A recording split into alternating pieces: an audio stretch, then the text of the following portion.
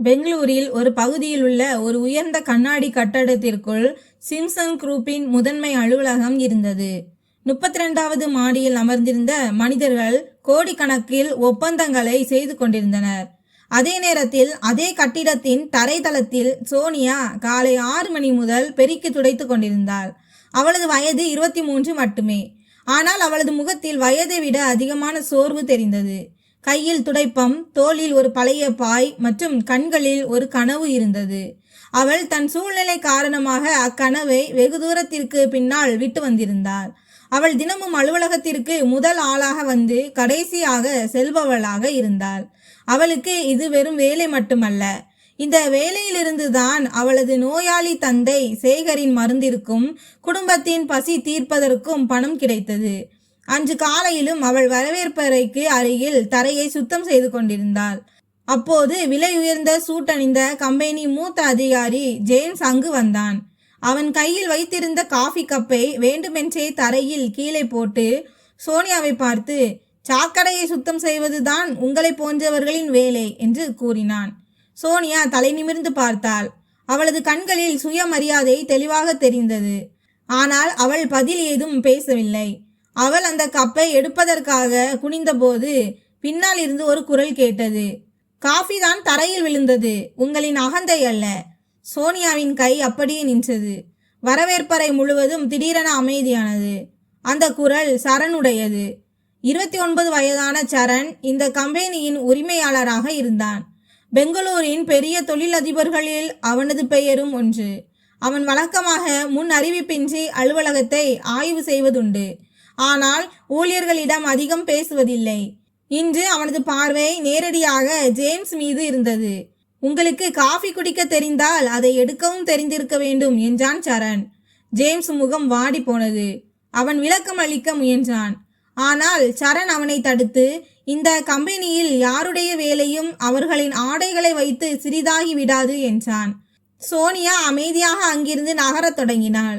சரணின் பார்வை அவளது பழைய காலணிகள் மீது விழுந்தது. அதில் ஒன்றின் தையல் பிரிந்திருந்தது. அவன் ஏதேனும் சொல்வதற்குள் சோனியா தரையை சுத்தம் செய்துவிட்டு தன் வேலையை தொடங்கினாள். அவள் தனக்கு நன்றி சொல்வாள் என்று சரண் எதிர்பார்த்திருக்கலாம். ஆனால் சோனியா அவனை திரும்பி பார்க்க கூட இல்லை. சரணுக்கு இது விசித்திரமாக இருந்தது. கோடீஸ்வரனை கண்டதும் மனிதர்கள் தங்கள் குரலையே மாற்றிக்கொள்ளும் இடத்தில் இந்த பெண் அவனை இப்படி அலட்சியப்படுத்துகிறாளே. அவனும் மற்ற ஊழியர்களைப் போல அலுவலகத்தில் பணிபுரியும் ஒரு சாதாரண பணியாளர் தானே என்பது போல கடந்து சென்று விட்டாள். சில நாட்களுக்கு சரண் சோனியாவை கவனிக்கவில்லை. ஆனால் ஒரு சிறிய சம்பவம் அவனது எண்ணத்தையே மாற்றியது. அன்று கம்பெனியில் கோடிக்கணக்கிலான வெளிநாட்டு திட்டத்திற்கான இறுதி கூட்டம் நடக்கவிருந்தது. மூத்த அதிகாரிகள் மிகவும் முக்கியமான ஒரு கோப்பை தேடிக்கொண்டிருந்தார்கள். அதில் முதலீடு தொடர்பான ஆவணங்கள் இருந்தன. அது இல்லாமல் கூட்டத்தை தொடங்க முடியாது. அலுவலகமே பதற்றத்தில் இருந்தது. அப்போது சோனியா சரணின் அறைக்கு வெளியே வந்து கதவருகே நின்றாள். அவளது கையில் அதே கோப்பு இருந்தது. சார், இதைத்தான் நீங்கள் தேடிக்கொண்டிருந்தீர்கள் என நினைக்கிறேன். சரண் அதை வாங்கி கொண்டு ஆச்சரியத்துடன், இது உனக்கு எங்கே கிடைத்தது என்று கேட்டான். சுத்தம் செய்யும் போது மாநாட்டு அறையின் மேஜைக்கு அடியில் கிடந்ததாக சோனியா கூறினாள். சரண் கோப்பை திறந்தான். அதற்குள் கோடிக்கணக்கான ஒப்பந்தம் தொடர்பான ரகசிய தகவல்கள் இருந்தன. அவன் சோனியாவை பார்த்து, இதை பிரித்து பார்த்தாயா என்று கேட்டான். சோனியா நேரடியாக இல்லை என்று பதிலளித்தாள். சரண் மீண்டும் ஏன் என்று கேட்டான். சோனியா சில நொடிகள் அவனையே பார்த்துவிட்டு, மற்றவருடைய பொருள் நமக்கு கிடைத்துவிட்டால் அது நம்முடையதாகிவிடாது என்று கூறிவிட்டு வெளியே சென்றாள். சரண் அவள் செல்வதையே பார்த்து கொண்டிருந்தான். அவனுக்கு முன்பாக பணம் இல்லாத ஆனால் மிக உயர்ந்த கொள்கைகளை கொண்ட ஒரு மனிதர் நிற்பது இதுவே முதல் முறை. அன்று மாலையே சரண் அலுவலக ஊழியர்களின் விவரங்களை சேகரித்தான். சோனியா கடந்த 1.5 வருடங்களாக அங்கு தூய்மை பணியாளராக வேலை செய்து வருவது அவனுக்கு தெரிய வந்தது. அவளது தந்தை சேகர் கணக்கு கிளையில் பணிபுரிந்தவர். சுமார் 7 ஆண்டுகளுக்கு முன்பு கம்பெனியின் பணத்தை கையாடல் செய்ததாக அவர் மீது குற்றம் சாட்டப்பட்டு வேலையிலிருந்து நீக்கப்பட்டார். அந்த விவகாரம் சேகரின் வாழ்க்கையே மாற்றி போட்டது. வேலை போயிற்று, சேமிப்பு கரைந்தது. சில நாட்களிலேயே அவரது உடல் நலனும் குன்றியது. சோனியா தன் படிப்பை பாதியிலேயே நிறுத்திவிட்டு வேலை செய்ய தொடங்கினாள். சரணுக்கு இது உறுத்தலாக இருந்தது. ஏனெனில் அவனது தந்தையின் பழைய கோப்புகளில் சேகரின் பெயர் முன்பும் வந்திருந்தது. ஆனால் அவன் அந்த விஷயத்தை தீவிரமாக எடுத்துக்கொண்டதில்லை. அவன் பழைய பதிவுகளை வரவழைத்தான். கோப்பில் சேகரின் கையொப்பம் இருந்தது. ஆனால் சில ஆவணங்களில் பண பரிவர்த்தனை பதிவுகள் பொருந்தவில்லை. சரண் உடனே தன் பழைய நிதி ஆலோசகரை தொடர்பு கொண்டான். எனக்கு 7 ஆண்டுகளுக்கு முந்தைய சேகரின் வாழ்க்கை பற்றிய பழைய கணக்கு அறிக்கை வேண்டும். அதற்கு, சார், அந்த பதிவுகள் அனைத்தும் மூடப்பட்டு விட்டன என்ற பதில் கிடைத்தது. சரண் அமைதியான குரலில், அந்த பதிவுகள் மூடப்பட்டு விட்டனவா இல்லையா என்று நான் கேட்கவில்லை. எனக்கு அது வேண்டும் என்றுதான் சொல்கிறேன் என்றான். மறுநாள் சரண் சோனியாவை தன் அறைக்கு அழைத்தான். சோனியா உள்ளே வந்தபோது அவளது கண்களில் பதற்றம் இருந்தது. தான் ஏதேனும் தவறு செய்து விட்டோமோ என்று அவள் நினைத்தாள். சரண் நாற்காலியை காட்டினான். ஆனால் சோனியா உட்காரவில்லை. சார், என்னை கூப்பிட்டீர்களா? சரண், உன் தந்தையின் பெயர் சேகரா என்று கேட்டான். சோனியாவின் முகம் திடீரென மாறியது. அவள் மெதுவாக ஆம் என்றாள். அவர் கம்பெனி பணத்தை திருடினார் என்பதை நீ ஒப்புக்கொள்கிறாயா என்றான். இந்த கேள்வியை கேட்டதும் சோனியாவின் கண்கள் கலங்கின. ஆனால் அவள் தன்னை சமாளித்து கொண்டு இல்லை என்றாள். சரண், உனக்கு எப்படி தெரியும் என கேட்டான். சோனியா, ஏனெனில் அன்று அவர் வேலையிலிருந்து நீக்கப்பட்ட நாளில் இருந்து என் தந்தை தினமும் மனதளவில் உடைந்து போவதை பார்த்தேன். திருடும் ஒருவன் பயப்படுவான். ஆனால் என் தந்தையோ ஒவ்வொரு இரவும் தான் எந்த தவறும் செய்யவில்லை என்றே கூறிக்கொண்டிருந்தார் என்றாள். சரண், பின் ஏன் ஆதாரம் எதுவும் தரவில்லை என கேட்டான். சோனியா லேசாக புன்னகைத்து, ஏழை மனிதனிடம் உண்மை இருக்கலாம் சார், ஆனால் ஒவ்வொரு உண்மைக்கும் வழக்கறிஞர்கள் இருப்பதில்லையே என்றாள். சரண் சில நொடிகள் அமைதியாக இருந்தான். சோனியா தன் கண்ணீரை துடைத்து கொண்டு, நான் எதுவும் திருடுவேனா என்று சந்தேகித்து இதை கேட்கிறீர்கள் என்றால் நீங்கள் என் பையை சோதித்து பார்க்கலாம் என்றாள். இந்த பெண் வெறும் ஏழை மட்டுமல்ல என்பதை சரண் முதன்முறையாக உணர்ந்தான். அவள் வறுமையிலும் தன் சுயமரியாதையை காப்பாற்றி வைத்திருந்தாள். அன்றைய தினத்திற்கு பிறகு சரண் சோனியாவிற்கு எவ்வித சிறப்பு சலுகையும் அளிக்கவில்லை. அவளுக்கு திடீரென பணம் கொடுத்தால் அதை அவள் ஏற்றுக்கொள்ள மாட்டாள் என்று அவனுக்கு தெரியும். அவன் செய்ததெல்லாம் சேகரின் பழைய கோப்பை தானே நேரில் விசாரிக்க தொடங்கியது. இதற்கிடையில் கம்பெனிக்கு ஒரு பெரிய வெளிநாட்டு முதலீட்டாளர் பெங்களூரு வரவிருந்தார். சிம்சன் குரூப்பிற்கு சுமார் 800 கோடி மதிப்பிலான புதிய திட்டம் கிடைக்கவிருந்தது. சரணுக்கு இந்த ஒப்பந்தம் மிகவும் முக்கியமானது. ஏனெனில் கம்பெனியின் ஒரு பெரிய திட்டம் அந்த முதலீட்டை நம்பியே இருந்தது. கூட்டத்திற்கு 2 நாட்களுக்கு முன்பு சரணுக்கு ஒரு விசித்திரமான மின்னஞ்சல் வந்தது.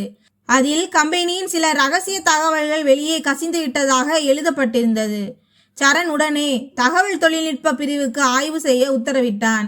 அன்று இரவு சோனியா அலுவலகத்தின் 29வது மாடியில் சுத்தம் செய்து கொண்டிருந்தாள். அப்போது ஜேம்ஸ் யாரோ ஒரு தெரியாத நபரிடம் தொலைபேசியில் பேசுவதை கேட்டாள். அவள் சில நொடிகள் நின்றாள். ஜேம்ஸ், கோப்பு வெளியே சென்று விட்டது, சரணுக்கு மட்டும் சந்தேகம் வரக்கூடாது என்று கூறிக்கொண்டிருந்தான். சோனியாவின் கையில் இருந்த துணி நழுவி விழ பார்த்தது. அவள் உடனே அங்கிருந்து நகர முயன்றாள். ஆனால் அதற்குள் அவனுக்கு பின்னால் ஏதோ ஒரு பொருள் கீழே விழும் சத்தம் கேட்டது. ஜேம்ஸ் திரும்பி பார்த்தான். அவனது பார்வை சோனியா மீது விழுந்து விட்டது. சோனியா வேகமான எட்டுகளுடன் படிக்கட்டுகளை நோக்கி நடந்தாள். பின்னால் இருந்து ஜேம்ஸ் குரல் கேட்டது, சோனியா. ஆனால் அவள் நிற்கவில்லை. தான் கேட்ட விஷயம் சாதாரணமானது அல்ல என்பதை அவள் அறிந்திருந்தாள். ஆனால் தகுந்த ஆதாரங்கள் இல்லாமல் தனது வார்த்தைகளை யாரும் நம்ப மாட்டார்கள் என்பதும் அவளுக்கு தெரிந்திருந்தது. அவள் நேரடியாக சரணின் அறையை நோக்கி சென்றாள். இரவு சுமார் 9:30 மணி இருக்கும். அலுவலகம் ஏறக்குறைய காலியாகி இருந்தது. சரண் இன்னும் தன் மடிக்கணினியில் வேலை செய்து கொண்டிருந்தான். சோனியா கதவை தட்டிவிட்டு உள்ளே வந்தாள். சார், நான் உங்களிடம் ஒரு முக்கியமான விஷயத்தை பேச வேண்டும். சரண் அவளை பார்த்தான். என்ன ஆச்சு? சோனியா கதவை மூடிவிட்டு தாழ்ந்த குரலில், நான் ஜேம்ஸ் சார், யாரோ ஒருவரிடம் போனில் பேசுவதை கேட்டேன். கம்பெனியின் கோப்புகள் வெளியே சென்று விட்டதாக அவர் கூறிக்கொண்டிருந்தார் என்றாள். சரண் உடனே நாற்காலியிலிருந்து எழுந்தான். அவன், நீ யாரை பார்த்தாய் என கேட்டான். சோனியா ஜேம்ஸ் பெயரை கூறினாள். சரண் சில நொடிகள் யோசித்துவிட்டு, இதை வேறு யாரிடமாவது சொன்னாயா என்று கேட்டான். சோனியா தலையசைத்து இல்லை என்றாள். சரண், நல்லது செய்தாய் என்றான். அப்போது அவனது தொலைபேசியில் ஒரு செய்தி வந்தது. அவன் திரையை பார்த்தான். அவனது முகம் மாறியது. வெளிநாட்டு முதலீட்டாளர் குழு திடீரென மறுநாள் நடக்கவிருந்த கூட்டத்தை ரத்து செய்திருந்தது. உங்கள் கம்பெனியை பற்றிய மிகவும் ரகசியமான தகவல்கள் எங்களுக்கு கிடைத்துள்ளன என்பதே அதற்கான காரணமாக எழுதப்பட்டிருந்தது. சரண் உடனே தகவல் தொழில்நுட்ப பிரிவின் தலைவரை அழைத்தான். அரை மணி நேரத்தில் விசாரணை தொடங்கியது. கம்பெனியின் சர்வர் நடவடிக்கைகள் ஆய்வு செய்யப்பட்டன. சிறிது நேரத்திற்கு பிறகு அந்த ரகசிய ஆவணங்கள் சில மூத்த அதிகாரிகளிடம் மட்டுமே இருக்கக்கூடிய ஒரு கணினியிலிருந்து திறக்கப்பட்டது தெரிய வந்தது. சோனியா அருகே நின்று அனைத்தையும் கேட்டுக்கொண்டிருந்தாள். சரண் அவளிடம் நீ வீட்டிற்கு செல் என்றான். ஆனால் சோனியா மறுத்து தலையசைத்து இல்லை சார், இதை யார் செய்தது என்று தெரியும் வரை நான் போக மாட்டேன் என்றாள். சரண் முதல் முறையாக அவளை ஆழ்ந்து நோக்கி உனக்கு பயமாக இல்லையா என கேட்டான். சோனியா பயமாகத்தான் இருக்கிறது. ஆனால் உண்மையை கேட்டும் நான் அமைதியாக இருந்துவிட்டால் நாளை வேறு ஏதேனும் ஒரு ஏழை மனிதன் பலியாக்கப்படுவான் என்றாள். சரண் ஏதேனும் சொல்வதற்குள் ஐடி தலைவர் ஒரு அறிக்கையை அவன் கையில் கொடுத்தார். அந்த அறிக்கையை பார்த்ததும் சரணின் முகவண்ணம் மாறியது. அந்த ரகசிய கோப்பு எந்த கணினியில் இருந்து அனுப்பப்பட்டதோ அது ஜேம்ஸினுடையது அல்ல. அந்த கணினி சோனியாவின் தூய்மை பிரிவு ஸ்டோர் ரூமில் இருந்தது. சரண் உடனே சோனியாவை பார்த்தான். சோனியாவும் அந்த அறிக்கையை படித்து விட்டாள். அவளது முகத்தில் இருந்த பலமெல்லாம் வடிந்தது போலானது.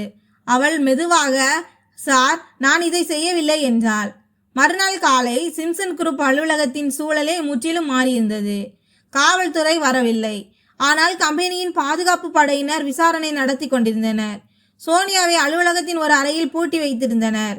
அவளது பை முன்னால் வைக்கப்பட்டிருந்தது. ஸ்டோர் ரூம் கணினியில் இந்த கோப்புகள் எப்படி திறக்கப்பட்டன என்பது பற்றி தனக்கு எதுவும் தெரியாது என்று சோனியா மீண்டும் மீண்டும் கூறிக்கொண்டிருந்தாள். சரண் கீழே வந்தபோது அங்கு பல மூத்த அதிகாரிகள் நின்று கொண்டிருந்தனர். ஜேம்ஸும் அங்குதான் இருந்தான். அவன் சார், நாங்கள் இந்த பெண் மீது இதற்கு முன்பு சந்தேகம் கொண்டதில்லை. ஆனால் ஆதாரங்கள் தெளிவாக உள்ளன என்றான். சரண் அவனை பார்த்து ஆதாரங்கள் தெளிவாக இருக்கிறதா அல்லது யாராவது ஆதாரங்களை தெளிவாக தயார் செய்து வைத்திருக்கிறார்களா என்றான். ஜேம்ஸ் அமைதியானான். அப்போது பாதுகாப்பு அதிகாரி சோனியாவின் பையை திறந்தார். அதற்குள் சில துணிகள், தந்தையின் மருந்துகள், ஒரு பழைய பணப்பை மற்றும் ஒரு சிறிய டைரி இருந்தது. பிறகு பையின் கீழ் பாக்கெட்டிலிருந்து ஒரு பென்டிரைவ் வெளியானது. சோனியா அதை பார்த்து பதற்றமடைந்தாள். இது என்னுடையதல்ல என்றாள். அறையில் நின்றிருந்த மனிதர்கள் ஒருவரை ஒருவர் பார்த்து கொண்டனர். ஜேம்ஸ் உடனே இப்போதும் உனக்கு எதுவும் தெரியாது என்றுதான் சொல்வாயா என்றான். சோனியாவின் கண்களிலிருந்து கண்ணீர் வழிந்தது. அவள் சரணை பார்த்து சார், இதை நான் தான் செய்தேன் என்று நீங்கள் நினைத்தால் என்னை வேலையை விட்டு நீக்கிவிடுங்கள். ஆனால் என் தந்தையைப் போல என்னை பொய்யிலி சுமந்தவளாக நினைக்காதீர்கள் என்றாள். சரண் அவளது கண்களையே பார்த்து கொண்டிருந்தான். பிறகு அவன் அந்த பென்டிரைவை எடுத்தான். அதை தன் கைகளில் திருப்புகையில் திடீரென அவனது பார்வை அதில் எழுதப்பட்டிருந்த ஒரு சிறிய அடையாளத்தின் மீது நிலைத்தது. அந்த அடையாளத்தை அவன் இதற்கு முன்பும் எங்கோ பார்த்திருக்கிறான். 7 வருடங்களுக்கு முந்தைய சேகரின் கோப்புகளில் அந்த அடையாளத்தை பார்த்த சரணின் பார்வை சில நொடிகள் அந்த பென்டிரைவ் மீது நிலைத்து நின்றது. அவன் உடனே யாருக்கும் எதுவும் சொல்லவில்லை. பென்டிரைவை ஜேம்ஸ் கையில் கொடுப்பதற்கு பதிலாக தன் பாக்கெட்டில் வைத்து கொண்டான். சோனியாவிடம் நீ இப்போது என்னுடன் வா என்றான். ஜேம்ஸ் வழியை மறித்து சார், ஆனால் விசாரணை நடக்க வேண்டுமே என்றான். சரண் அவனை பார்த்து விசாரணை நடக்கும் ஜேம்ஸ், ஆனால் இனி இந்த விசாரணையை நான் என் வழியில் நடத்துவேன் என்றான். சோனியா அவனுக்கு பின்னால் அறைக்குள் சென்றாள். கதவு மூடியதும் அவளது கண்களில் இருந்து கண்ணீர் வழிந்தது. சார், நான் உண்மையிலேயே எதுவும் செய்யவில்லை. சரண் எனக்கு தெரியும் என்றான். சோனியா ஆச்சரியத்துடன் உங்களுக்கு எப்படி தெரியும் என கேட்டாள். சரண் அந்த பென்டிரைவை மேஜை மீது வைத்துவிட்டு ஏனெனில் இந்த அடையாளம் 7 ஆண்டுகளுக்கு முன்பு உன் தந்தை பழி சுமத்தப்பட்ட அந்த கோப்பிலும் இருக்கிறது என்றான். சோனியாவிற்கு எதுவும் புரியவில்லை. சரண் சேகரின் பழைய கோப்பை அவளுக்கு முன்னால் திறந்தான். ஒரு பழைய ஆவணத்தின் மூலையில் அந்த சிறிய அடையாளம் வரைந்திருந்தது. சோனியா அதை பார்த்ததும் இந்த அடையாளம் அப்பாவின் பழைய பொருட்களிலும் இருந்தது என்றாள். சரண் உடனே ஐடி தலைவரை அழைத்து பென்டிரைவின் நகலை எடுக்காமல் அதை எந்த அமைப்பிலும் சேர்க்கக்கூடாது என உத்தரவிட்டான். பிறகு அவர் பழைய நிதி பதிவுகளை தோண்டி எடுத்தார். சில நிமிடங்களிலேயே ஒரு அதிர்ச்சிகரமான விஷயம் வெளிச்சத்திற்கு வந்தது. 7 ஆண்டுகளுக்கு முன்பு எந்த தொகை திருடப்பட்டதாக சேகன் மீது குற்றம் சுமத்தப்பட்டதோ அந்த தொகை அவருடைய கையொப்பம் இருப்பதாக கூறப்பட்ட தேதிக்கு 3 நாட்களுக்கு முன்பே கம்பெனியின் வேறு கணக்கிற்கு அனுப்பப்பட்டு விட்டது. சரணின் கண்கள் கடுமையாயின. அந்த சமயத்தில் நிதித்துறையில் யார் இருந்தது என்று கேட்டான். ஜேம்ஸ் என்ற பதில் கிடைத்தது. சோனியாவின் மூச்சு நின்றது. சரண் உடனே, இப்போது யாரையும் கைது செய்ய வேண்டாம். முதலில் இந்த அடையாளத்தை யார் போட்டது, இந்த பென்டிரைவை ஸ்டோர் ரூமிற்கு யார் கொண்டு வந்தது என்பதை கண்டறியுங்கள் என்றான். சோனியா, ஜேம்ஸ் என் அப்பாவை பழிவாங்கி இருந்தார் என்றால் இப்போது என்னையும் ஏன் பழிவாங்குகிறார் என்று கேட்டாள். சரண் அவளை பார்த்து, ஏனெனில் உன் தந்தையின் கோப்புகள் மீண்டும் திறக்கப்பட்டு விட்டன என்ற பயம் அவருக்கு வந்திருக்கலாம் என்றான். சோனியாவின் கண்களில் பயம் திரும்பியது. சார், என் அப்பாவிற்கு எதுவும் ஆகாதே. சரண் யோசிக்காமல், நான் இருக்கும் வரை அவர்களை யாரும் தொட முடியாது என்றான். இதை சொல்லும்போது சரண் தன்னையே சற்றே நிறுத்தினான். சோனியா மீது தனக்கு இருப்பது வெறும் பொறுப்புணர்ச்சி மட்டுமே அல்ல என்பதை அவன் உணர்ந்தான். சரண் அன்றைய இரவே சேகரை சந்திக்க முடிவு செய்தான். சோனியா அவனை தன் வீட்டிற்கு அழைத்து சென்றாள். சேகர் சரணை கண்டதும் எழுந்திருக்க முயன்றார்.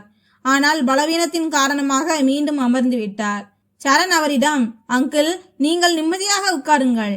7 வருட பழைய வழக்கை பற்றி உங்களிடம் சில விஷயங்களை கேட்க வேண்டும் என்றான். சேகரின் முகம் தீவிரமானது. இந்த வழக்கு மீண்டும் திறக்கப்படாது என்றுதான் நான் நினைத்தேன் என்றார். சரண் கேட்டான், உங்களுக்கு இந்த அடையாளத்தை பற்றி தெரியுமா என்று பென்டிரைவரை காட்டினான். சேகரின் முகத்தின் நிறம் மாறியது. அவர் உடனே, இது உனக்கு எங்கே கிடைத்தது என்று கேட்டார். சோனியா எல்லா விஷயங்களையும் கூறினாள். சேகர் சிறிது நேரம் அமைதியாக இருந்தார். பிறகு அவர் ஒரு பழைய பெட்டியிலிருந்து மற்றொரு காகிதத்தை எடுத்தார். இதை நான் 7 ஆண்டுகளுக்கு முன்பு மறைத்து வைத்திருந்தேன். என்னை கம்பெனியை விட்டு நீக்குவதற்கு முந்தைய நாள் இரவு ஒரு பண பரிவர்த்தனை கோப்பை பார்த்தேன். அதில் சில கம்பெனிகளின் பெயர்கள் இருந்தன. ஆனால் அந்த கம்பெனிகள் உண்மையாகவே காகிதத்தில் மட்டுமே இருந்தன. சரண், ஜேம்ஸ் இதில் சம்பந்தப்பட்டிருந்தானா என்று கேட்டான். சேகர் நேரடியாக பதிலளிக்கவில்லை. அவர், அன்று இரவு அவர் ஒரு நபரை சந்திப்பதை பார்த்தேன். அந்த நபர் கம்பெனியின் ஊழியர் அல்ல என்றார். சரண், அவன் பெயர் தெரியுமா என கேட்டான். சேகர் தலையசித்து, தெரியாது, ஆனால் அவருடைய கையில் இந்த அடையாளம் போட்ட கோப்புகள் இருந்தன என்றார். சோனியா தன் தந்தையின் கையை பிடித்து கொண்டாள். அப்பா, இதை ஏன் முன்பே சொல்லவில்லை? சேகரின் கண்கள் கலங்கின. ஏனெனில் அன்று இரவு உன் அம்மாவின் உடல்நிலை மிகவும் மோசமாக இருந்தது. மறுநாள் என்னை திருடனாக்கி விட்டார்கள். என்னிடம் பணமும் இல்லை, பலமும் இல்லை. நீ எப்படியாவது பெரியவளாகி விட வேண்டும் என்றுதான் நான் விரும்பினேன். உன்னை அந்த மனிதர்களுக்கு இடையே கொண்டு வர நான் விரும்பவில்லை. சரண் அந்த காகிதத்தை பெற்றுக்கொண்டான். அதில் ஒரு வங்கி கணக்கின் பாதி எண்ணும் ஒரு கம்பெனியின் பெயரும் இணைக்கப்பட்டிருந்தன. சரண் அதை பார்த்த உடனேயே அடையாளம் கண்டு கொண்டான். அந்த கம்பெனி இன்றளவும் சிம்சன் குரூப்பின் பழைய விநியோகஸ்தகராக பதிவாகி இருந்தது. சரண் உடனே தன் சட்ட ஆலோசகரை தொடர்பு கொண்டான். இந்த கம்பெனியின் கடந்த 10 ஆண்டுகால விசாரணைகள் எனக்கு வேண்டும். இதன் உரிமையாளர் யார்? பணம் எங்கே சென்றது? ஜேம்ஸுக்கும் இதற்கும் என்ன தொடர்பு? தொலைபேசியை வைத்த பிறகு அவன் சோனியாவை பார்த்தான். இப்போது உன் தந்தையின் உண்மை ஒரு பழைய கோப்பு மட்டுமல்ல, அது இன்றைய சதியின் மூல காரணமாகவும் இருக்கலாம். மறுநாள் காலை சரண் தான் பெற்ற தகவல்களை பற்றி ஜேம்ஸிடம் எதுவும் சொல்லவில்லை. மாறாக பென்டிரைவ் விசாரணையில் சோனியாவிற்கு எதிராக வலுவான ஆதாரங்கள் கிடைத்துள்ளதாக வேண்டுமென்றே ஒரு செய்தியை பரப்பினான்.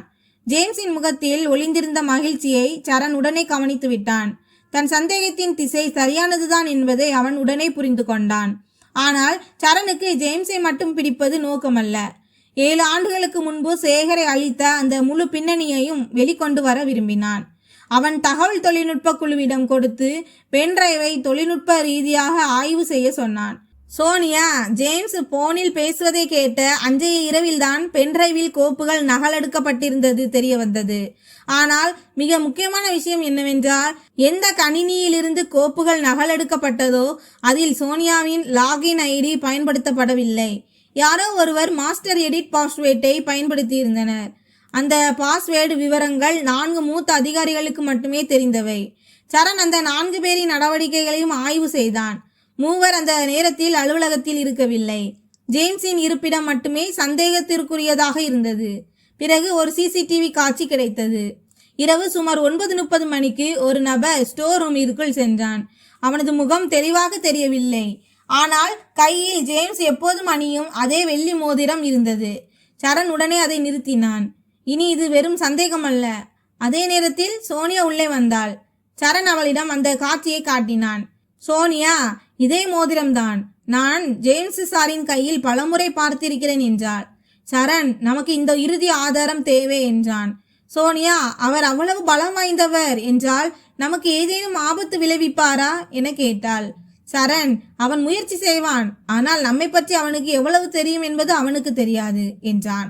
சோனியா முதல் முறையாக சரணின் முன்னால் பயந்தபடியே, எனக்கு பயம் இல்லை, என் அப்பாவை பற்றி தான் பயமாக இருக்கிறது என்றாள். சரண் அவளை பார்த்து, உன் தந்தை இப்போது எனக்கு வெறும் பழைய ஊழியர் மட்டுமல்ல, அவர் அனுபவித்த ஒவ்வொன்றிற்கும் கணக்கு தீர்க்கப்படும் என்றான். அன்று மாலையே சேகரை மருத்துவமனைக்கு கொண்டு செல்ல வேண்டியதாயிற்று. அவருக்கு மூச்சு திணறல் திடீரென அதிகமாகியது. சோனியா பதற்றமடைந்தாள். சரண் தானே முன்னின்று மருத்துவமனை ஏற்பாடுகளை கவனித்தான். மருத்துவர்கள் சிகிச்சையை தொடங்கினர். சோனியா வெளியே நாற்காலியில் அமர்ந்து அழுது கொண்டிருந்தாள். சரண் அவளருகே வந்து அமைதியாக ஒரு டம்ளர் தண்ணீரை கொண்டு வைத்தான். சோனியா, சார், என் தந்தை வாழ்நாள் முழுவதும் யாரிடமும் உதவி கேட்டதில்லை. இன்று அவருடைய உதவிக்காக நான் உங்கள் முன் நிற்கிறேன் என்றாள். சரண், நீ உதவி கேட்க வேண்டிய அவசியமில்லை என்றான். சோனியா அவனை பார்த்து ஏன் என கேட்டாள். சரண் சில நொடிகள் அமைதியாக இருந்துவிட்டு, ஏனெனில் இனி உன் பிரச்சனை உன்னுடையது மட்டுமே அல்ல என்றான். சோனியாவின் கண்களிலிருந்து கண்ணீர் வழிந்தது. அதே நேரத்தில் மருத்துவர் வெளியே வந்து, சேகர் ஆபத்தான கட்டத்தை தாண்டி விட்டார் என்று கூறினார். சோனியா நிம்மதி பெருமூச்சு விட்டாள். இரவில் சேகர் சரணை அருகில் அழைத்தார். அவர், மகனே, என் ஒரு பேச்சை கேட்பாயா என்றார். சரண் தலையசைத்தான். எப்போதாவது சோனியா உனக்கு முன்னால் தன்னை தாழ்வாக நினைத்தால் தன் வறுமையிலும் அவள் தன் நேர்மையை விற்கவில்லை என்பதை அவளுக்கு நினைவூட்டு என்றார். சரண், நான் வாக்குறுதி அளிக்கிறேன் என்றான். சேகர் அவனது கண்களை பார்த்து, உன் மனதிலும் அவள் மீது ஏதேனும் எண்ணம் இருந்தால் அதை இரக்கம் என்று நினைத்து செய்யாதே என்றார். சரண் திடீரென அமைதியானான். சேகர் லேசாக புன்னகைத்து, நான் வயதானவன்தான், குருடன் அல்ல என்றார். சரண் தன் பார்வையை கீழே சாய்த்து கொண்டான். வெளியே சோனியா நின்று கொண்டிருந்தாள். அவள் தன் தந்தையின் கடைசி வார்த்தைகளை கேட்டுவிட்டாள். சரண் வெளியே வந்ததும் இருவரும் சில நொடிகள் நேருக்கு நேர் நின்று கொண்டிருந்தனர். சோனியா மெதுவாக, அப்பாவிற்கு எல்லாம் புரிந்துவிட்டது என்றாள். சரண் என்ன என கேட்டான். சோனியா தன் பார்வையை கீழே சாய்த்து, ஒருவேளை நானே என்னிடமிருந்து மறைத்து கொண்டிருந்த விஷயம்தான் என்றாள். சரண் ஏதேனும் சொல்வதற்குள் அவளது தொலைபேசி ஒலித்தது. ஜேம்ஸ் அவனுக்கு ஒரு செய்தி அனுப்பியிருந்தான். நாளை காலை போர்டு கூட்டத்தில் எல்லாம் தெளிவாக்கப்படும். சரண் செய்தியை படித்துவிட்டு ஜேம்ஸ் தன் கடைசி காயை நகர்த்தப் போகிறான் என்பதை புரிந்து கொண்டான். மறுநாள் காலை சிம்சன் பேலஸின் போர்டு அறையில் கம்பெனியின் அனைத்து மூத்த அதிகாரிகளும் வீற்றிருந்தனர். வெளிநாட்டு முதலீட்டாளர் குழுவும் காணொலி வாயிலாக இணைந்திருந்தது. ஜேம்ஸ் கம்பெனிக்கு நஷ்டம் சோனியாவில் ஏற்படுகிறது என்று கூற தொடங்கினான். சரண், கம்பெனிக்கு யார் நஷ்டத்தை ஏற்படுத்தினார்கள் என்பதை தீர்மானிப்பது உன் வேலை அல்ல. திரையில் இந்த சர்வர் அறிக்கையை போடுவது மட்டும்தான் உன் வேலை. சோனியாவின் ஐடியிலிருந்து எந்த ரகசிய கோப்பும் திறக்கப்படவில்லை என்றான். ஜேம்ஸின் முகம் மாறியது. சரண் மற்றொரு அறிக்கையை காட்டினான். மாஸ்டர் எடிட் பாஸ்வேர்டு பயன்படுத்தப்பட்டிருக்கிறது. ஜேம்ஸ், இதற்கும் எனக்கும் என்ன சம்பந்தம் என்றான். சரண் மூன்றாவது திரையை திறந்தான்.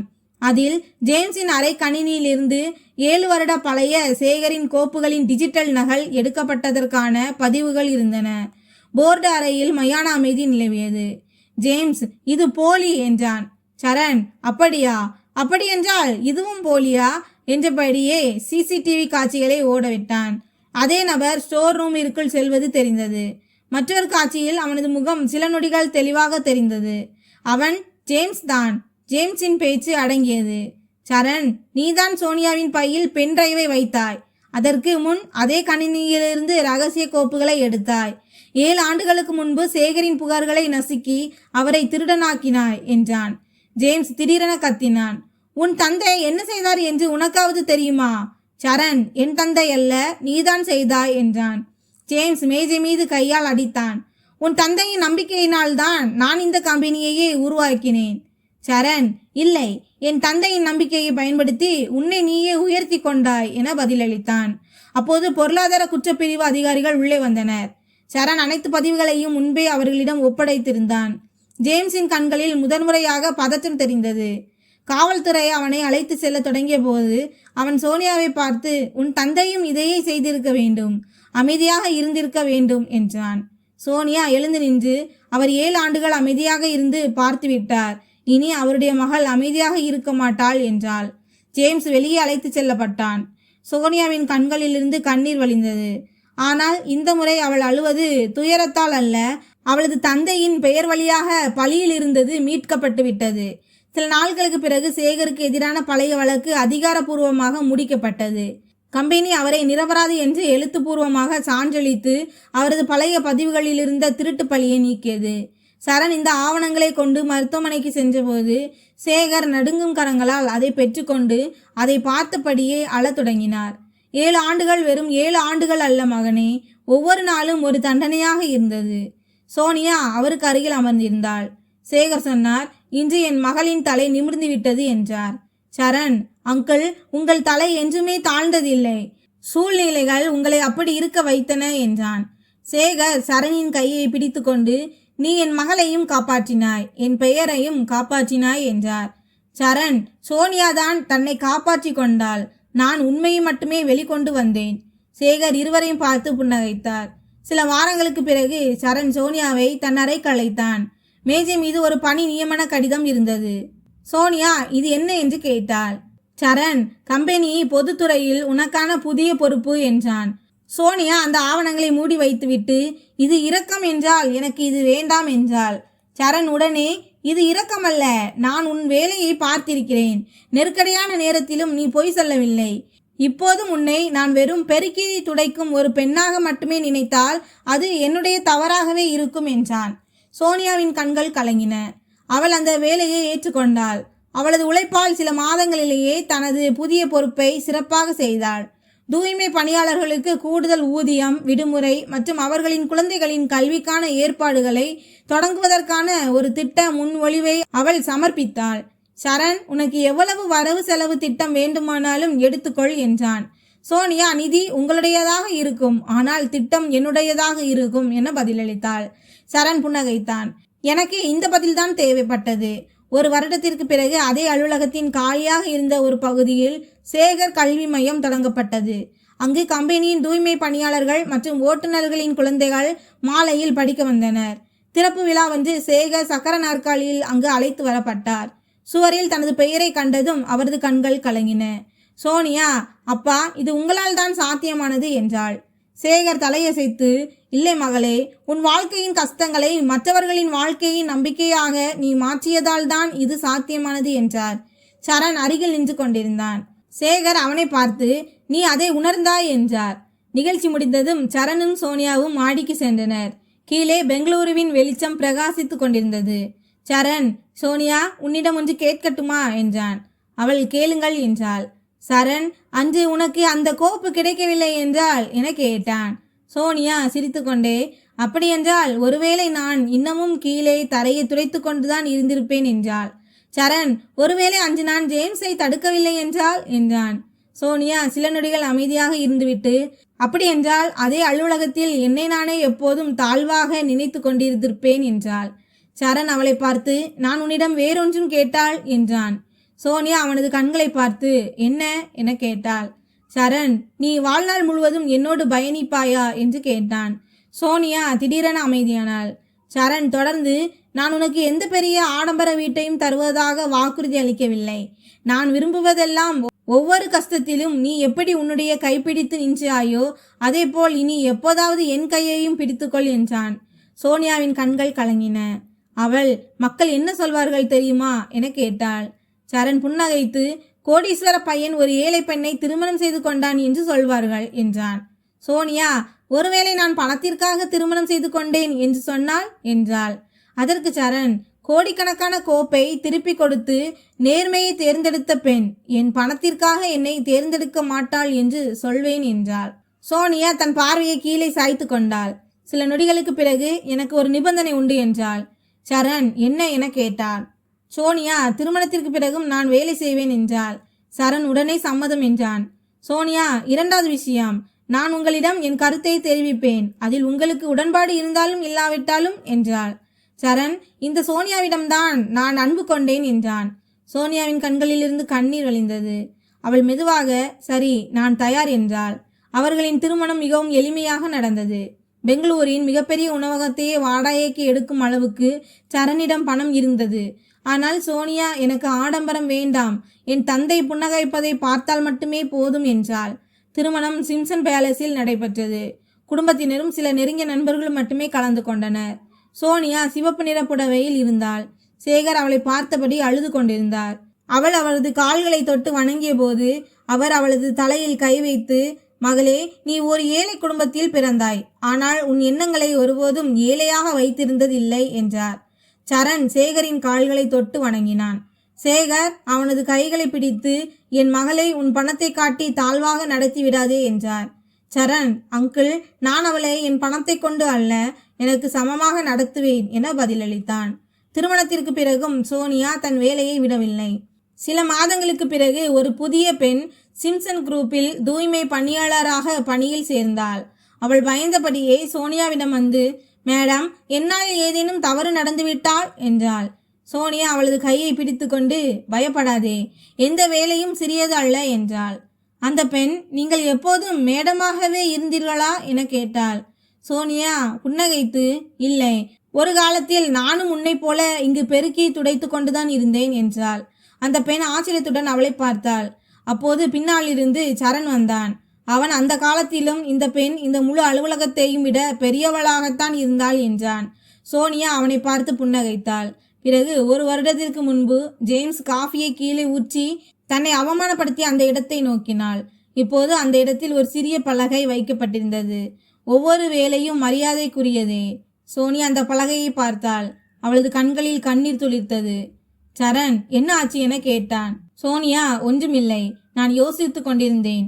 அன்று நீங்கள் என் வறுமையை மட்டுமே பார்த்து எனக்குள் இருக்கும் மனிதனை பார்க்காமல் இருந்திருந்தால். சரண், அப்படி இருந்திருந்தால் ஒருவேளை நான் என் வாழ்க்கையின் மிக அழகான ஒரு விஷயத்தை இழந்திருப்பேன் என்றான். சோனியா அவனது கைகளை பிடித்து கொண்டாள். வெளியே பெங்களூரு நகரம் வழக்கம் போல ஓடிக்கொண்டிருந்தது. லோக்கல் ரயில்கள் விரைந்து கொண்டிருந்தன. வாகனங்களின் ஒலிப்பான்கள் சத்தமிட்டு கொண்டிருந்தன. கோடிக்கணக்கில் ஒப்பந்தங்கள் கையெழுத்தாகி கொண்டிருந்தன. ஆனால் அந்த உயர்ந்த கட்டிடத்திற்குள் ஒரு கதை முற்று பெற்றிருந்தது. பெருக்கி துடைக்கும் வேலையை செய்தபோதும் தன் சுயமரியாதையை விட்டு கொடுக்காத ஒரு ஏழை பெண் இறுதியில் அதே கம்பெனியில் மரியாதையுடன் நிமிர்ந்து நின்றாள். கோடீஸ்வரனான சரண் அவளை தன் செல்வத்திற்காக அல்லாமல் அவளது நேர்மை, தைரியம் மற்றும் மனித நேயத்திற்காக தன் வாழ்க்கை துணையாக தேர்ந்தெடுத்தான். நண்பர்களே, இந்த கதையிலிருந்து நாம் கற்றுக்கொள்ளும் பாடம் என்னவென்றால், ஒரு மனிதனின் உண்மையான அடையாளம் அவனது ஆடை, பணம் அல்லது பதவியில் இல்லை, மாறாக அவனது செயல்கள், நேர்மை மற்றும் மனித நேயத்தில்தான் உள்ளது. சோனியா வறுமையிலும் தன் சுயமரியாதையை விட்டு கொடுக்கவில்லை. சரண் தன் பெருஞ்செல்வத்தையும் மீறி அவளை ஒருபோதும் தன்னை விட தாழ்வாக நினைக்கவில்லை. இந்த கதையை கூறியதன் நோக்கம் வெறும் பொழுதுபோக்கு மட்டுமல்ல, ஒரு ஏழை மனிதனை அவனது சூழ்நிலையை கொண்டு மதிப்பிடாமல் அவனது குணநலன்களை கொண்டு அடையாளம் காண வேண்டும் என்பதை நினைவூட்டுவதற்கே. உடைந்த வாழ்க்கையிலும் புதிய தொடக்கத்தை உருவாக்கக்கூடிய மனிதர்களோடு நாம் கைகோர்க்க வேண்டும். இந்த கதை உங்கள் இதயத்தை தொட்டிருந்தால் இந்த காணொளியை லைக் செய்யுங்கள், சேனலை சப்ஸ்கிரைப் செய்து கொள்ளுங்கள். நன்றி.